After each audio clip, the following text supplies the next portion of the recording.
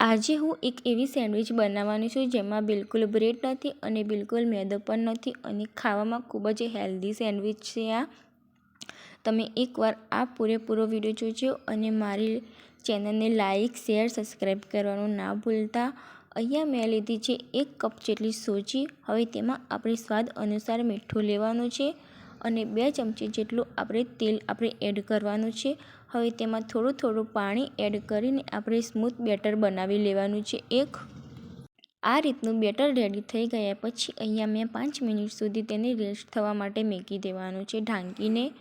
5 minute પછી અહીંયા મેં ચેક કરી લીધું છે. એકદમ સરસ બેટર બની ગયું છે. અહીંયા મેં પહેલેથી વેજીટેબલ કટિંગ કરીને રાખ્યા છે, જેમાં ડુંગળી, ટામેટો, બીટ, કાકડી અને કોબીજને પહેલેથી કટિંગ કરીને રાખ્યા છે. અહીંયા મેં સેન્ડવિચ મેકર લઈ લીધું છે. હવે તેમાં બંને સાઈડ આપણે તેલ લગાવી લેવાનું છે. તેલ લગાવીને જે બેટર હતું તે આપણે લઈ લેવાનું છે. આ રીતનું બેટર રેડી થઈ ગયા પછી હવે તેના ઉપર મેં ચાટ મસાલો, ઓરેગાનો અને ચીલી ફ્લેક્સનો ઉપયોગ કર્યો છે અને વેજીટેબલનો પણ આપણે ઉપયોગ કરવાનો છે. વેજીટેબલ પૂરેપૂરા આ રીતના પથરાઈ ગયા પછી તેમાં ફરીથી આપણે ચાટ મસાલો અને ઓરેગાનોનો ઉપયોગ કરવાનો છે. એ ઉપયોગ કર્યા પછી અહીંયા મેં લીધો છે પિઝા સોસ.